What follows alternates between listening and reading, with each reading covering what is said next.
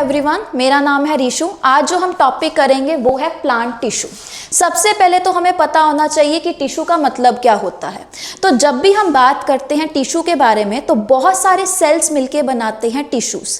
अब सेल्स क्या होते हैं? हमारी बॉडी के अंदर जो सबसे बेसिक स्ट्रक्चर होता है वो होता है सेल का, और वो सेल्स जो कि सिमिलर फंक्शंस परफॉर्म कर रहे होते हैं, जब वो मिलते हैं तो वो बनाते हैं टिश्यूज। तो हम यहाँ पे अभी के लिए प्लांट टिश्यू के बारे में बात करेंगे। सबसे पहले हमें एक और चीज पता होनी चाहिए कि जब भी हम ग्रोथ के बारे में बात करते हैं, प्लांट ग्रोथ और एनिमल ग्रोथ के बारे में, तो इन दोनों में डिफरेंस होता है। प्लांट ग्रोथ के बारे में जब हम बात करते हैं तो प्लांट जो होते हैं वो ग्रो करते हैं थ्रू आउट देयर लाइफ, लेकिन जो एनिमल्स की ग्रोथ होती है वो एक सर्टेन एज तक ही होती है। तो यहाँ पे ये चीज याद रखना कि जो प्लांट्स होते हैं वो हमेशा ग्रो करते रहते हैं। सबसे पहले तो हम प्लांट टिश्यू के बारे में जानेंगे कि इसकी क्लासिफिकेशन कैसे होती है। तो यहाँ पे अपने जो ये प्लांट टिश्यूज होते हैं उनको हम क्लासिफाई करते हैं दो पार्ट्स के अंदर। एक तो होते हैं मेरिस्टेमेटिक टिश्यूज और एक होते हैं परमानेंट टिश्यू। तो यहाँ पे हम लिख लेते हैं, एक तरफ है मेरिस्टेमेटिक टिश्यूज और एक तरफ होते हैं अपने परमानेंट टिश्यूज।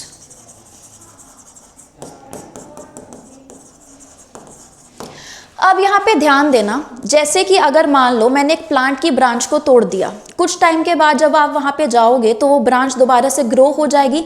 यानी कि अपने जो प्लांट्स होते हैं वहाँ पे कुछ ऐसे सेल्स, कुछ ऐसे टिश्यूज होंगे जो डिवाइड करते रहते हैं। लेकिन अगर मान लो तुमने एक लीफ को यहाँ से हाफ कट कर दिया, तो क्या ये लीफ दोबारा से ग्रो करेगी? नहीं ग्रो करेगी। क्यों नहीं ग्रो करेगी? क्योंकि वो परमानेंट हो चुकी है। तो यानी कि प्लांट्स के अंदर हमारे पास दो टिश्यूज कौन से हो सकते हैं? पहले जो कि डिवाइड करते रहते हैं, दूसरे जो कि डिवाइड करने की कैपेबिलिटी को खो चुके होते हैं। तो यहाँ पे जो हम मेरिस्टेमेटिक टिश्यू के बारे में बात कर रहे हैं ना, ये वो टिश्यूज होते हैं जिनके पास एबिलिटी होती है डिवाइड करने की, और ये जो परमानेंट टिश्यूज होते हैं इनके पास एबिलिटी नहीं होती है डिवाइड करने की। ये अपनी डिवाइड करने की एबिलिटी को खो चुके होते हैं। ठीक है, तो ये चीज याद रखना कि जो मेरिस्टेमेटिक टिश्यूज होते हैं they have ability to divide, और जब हम बात करते हैं परमानेंट टिश्यूज के बारे में तो दे लूज देयर एबिलिटी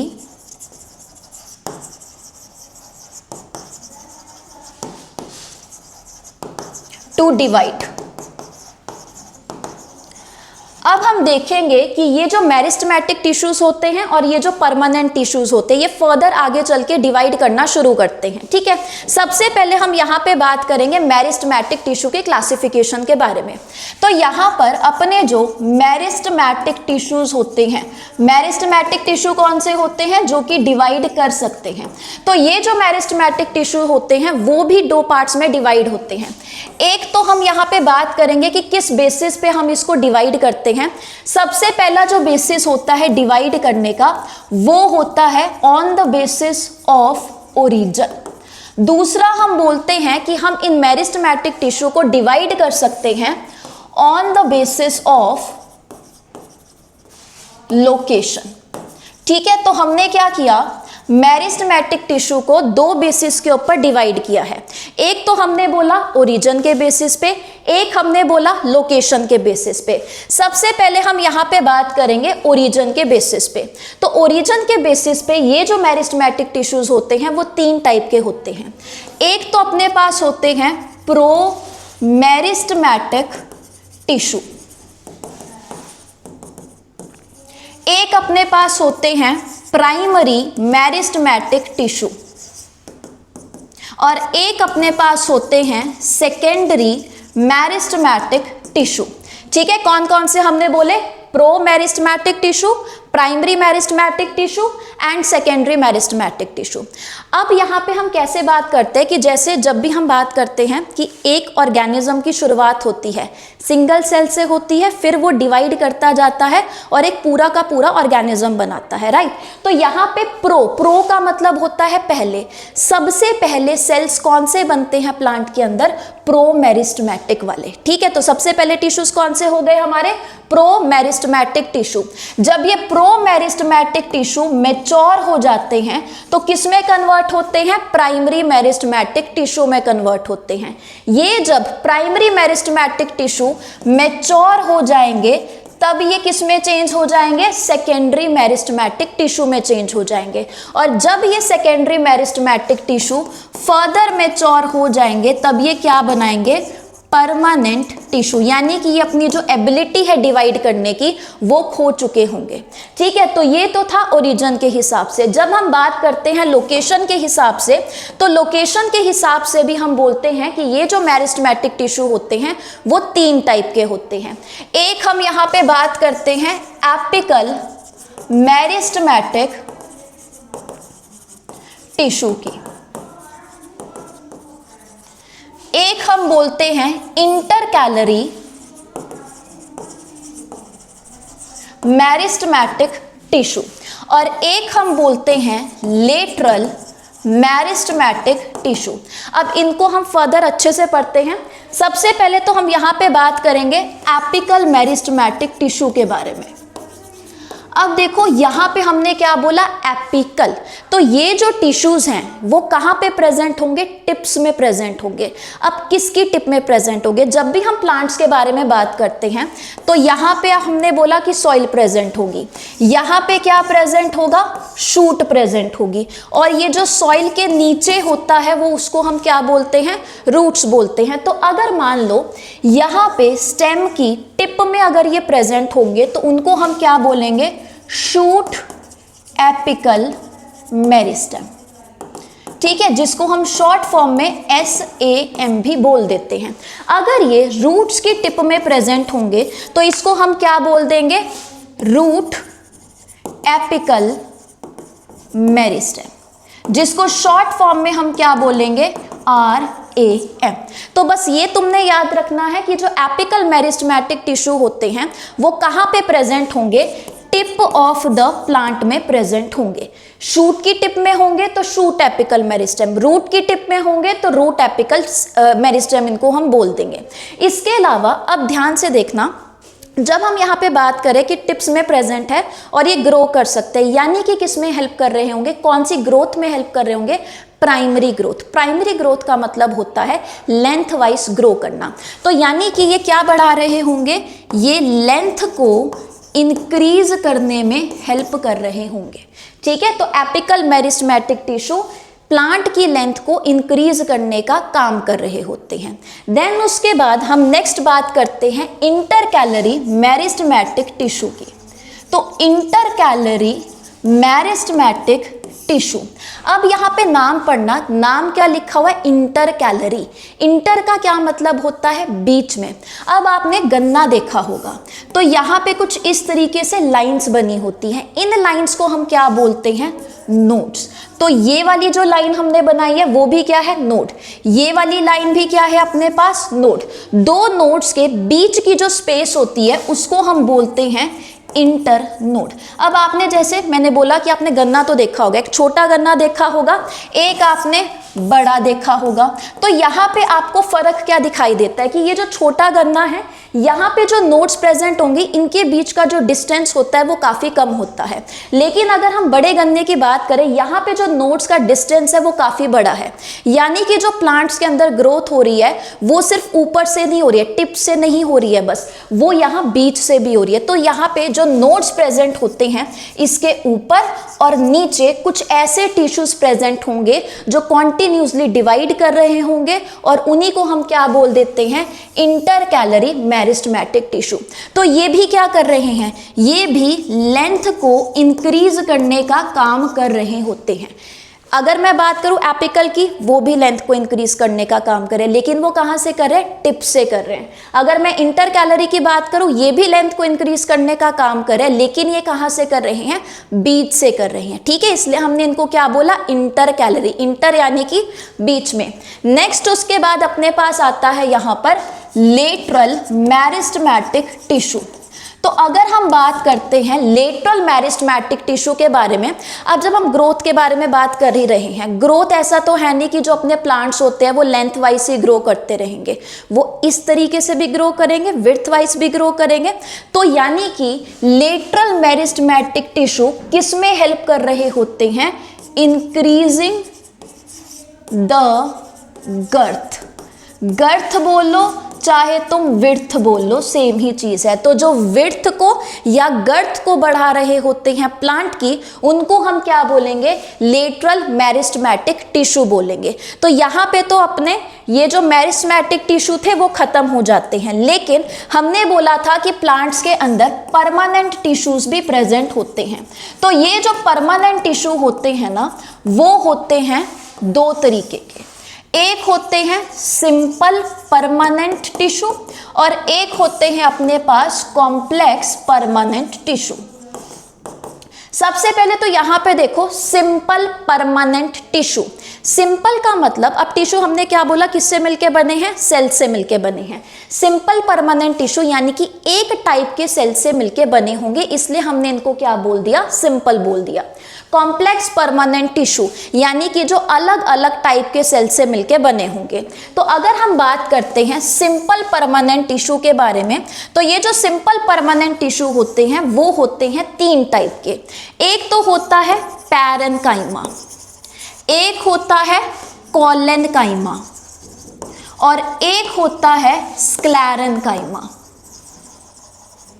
अगर हम यहां पे बात करें पैरेन्काइमा के बारे में, तो ये पैरेन्काइमा जो होते हैं वो लाइव सेल से मिलके बनते हैं। कोलेनकाइमा भी लाइव सेल से मिलके बनते हैं। ये जो स्क्लेरेन्काइमा होते हैं वो डेड सेल से मिलके बनते हैं। ठीक है, ये जो पैरेन्काइमा होते हैं, अब देखो अपने जो प्लांट्स होते हैं वो लोकोमोशन शो नहीं करते हैं, यानी कि वो एक जगह से दूसरी जगह पे नहीं जा सकते हैं। तो अगर मान लो वो कुछ खाना बना रहे हैं, तो क्या अगर उनको खाना खाना है तो क्या वो कहीं और से ले सकते हैं जैसे कि हम ले सकते हैं? नहीं ले सकते। तो जो भी वो खाना बना रहे हैं ना, उनको स्टोर करना ही पड़ेगा। तो यहाँ पे ये जो पैरेन्काइमा होते हैं वो किस में हेल्प कर रहे होते हैं? फूड की स्टोरेज में हेल्प कर रहे होते हैं। ठीक है, बाकी ये जो पैरेन्काइमा होते हैं ना वो फर्दर दो टाइप के होते हैं। एक तो हम बोल देते हैं एरेन्काइमा और एक हम बोलते हैं क्लोरेन्काइमा। अगर हम यहाँ पे बात करें एरेन्काइमा, जब हम ये वर्ड बोल रहे हैं एरेन्काइमा, तो एयर की साउंड आ रही है यहाँ पे एरेन्काइमा। तो बेसिकली एरेन्काइमा में यहाँ पे ये वो टिश्यूज होते हैं जो प्लांट में प्रेजेंट होते हैं, जहाँ पे बीच बीच में एयर स्पेसिस प्रेजेंट होंगी। अब खुद सोच के देखो ये एयर स्पेसिस क्यों प्रेजेंट होंगी।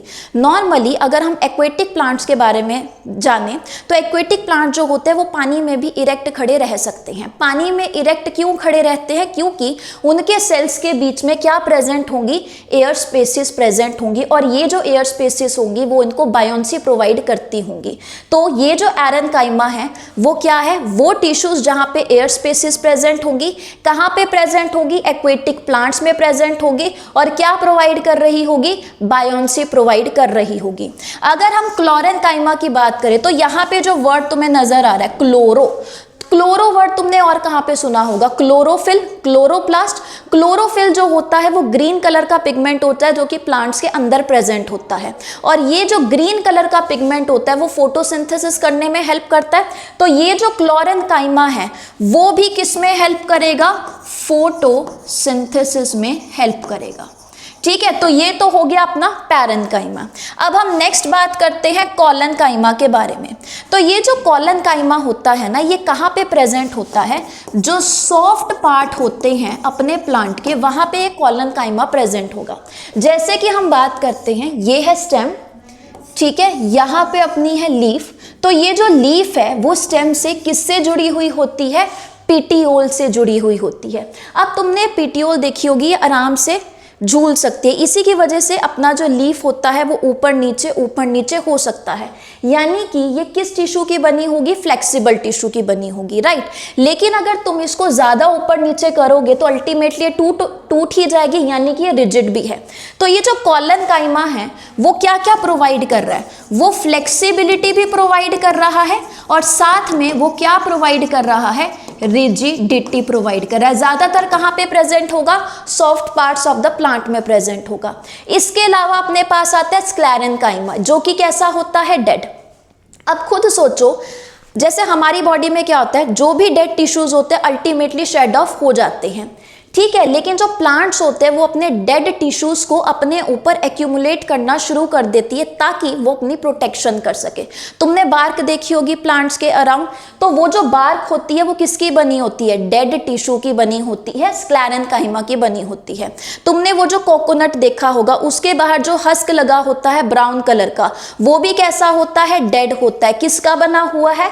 स्क्लेरेन्काइमा का बना हुआ है। तो यहाँ पे बस इसका फंक्शन याद रखना कि इसका जो फंक्शन होता है वो होता है प्रोटेक्शन एंड रिजिडिटी प्रोवाइड करने का, ठीक है। तो यहां पे तो हो गए हमारे सिंपल परमानेंट टिश्यू। अब हम बात करेंगे कॉम्प्लेक्स परमानेंट टिश्यू के बारे में। तो ये जो अपने कॉम्प्लेक्स परमानेंट टिश्यू होते हैं, हमने क्या बोला था? अलग अलग टाइप के सेल से मिलके बनेंगे। तो कॉम्प्लेक्स परमानेंट टिश्यू के अंदर अपने दो पार्ट्स आते हैं, एक तो आता है जाइलम और एक आता है फ्लोएम। जब हम बात करते हैं जाइलम के बारे में, तो जाइलम क्या करता है? जाइलम पानी और मिनरल्स को कंडक्ट करने का काम करता है। अगर मैं यहाँ पे बात करूँ कि ये जो अपनी सॉइल के अंदर रूट्स होती हैं, रूट्स क्या करती हैं? सॉइल में से जो प्लांट्स को जितने भी न्यूट्रिएंट्स चाहिए, जो पानी चाहिए, वो कहाँ से आ रहा है? इन्हीं रूट से आ रहा है। अब ये रूट्स में तो रहेगा नहीं, पूरे प्लांट में जाएगा, तो यहाँ पे कोई पाइप होनी चाहिए ना जिसके थ्रू ये जाएगा। तो ये जो पाइप है जो कि पानी को और न्यूट्रिएंट को ट्रांसपोर्ट करवाती है, वो कौन सी पाइप होती है? जाइलम। तो जाइलम क्या कर रही है? Transport of water and nutrients. अगर हम बात करें फ्लोएम के बारे में, फ से फ्लोएम, फ से फूड, तो फ्लोएम क्या करेगी? किसकी ट्रांसपोर्ट करेगी? फूड की ट्रांसपोर्ट। तो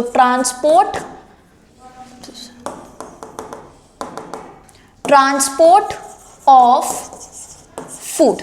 अब यहाँ पे ध्यान से देखना, रूट्स कहाँ पे प्रेजेंट होती है? नीचे की तरफ प्रेजेंट होती है। तो ये जो पानी का ट्रांसपोर्ट हो रहा है वो हमेशा नीचे से ऊपर की तरफ होगा, यानी कि इसकी डायरेक्शन क्या है? सिर्फ एक है, नीचे से ऊपर की तरफ। तो जाइलम कैसे होती है?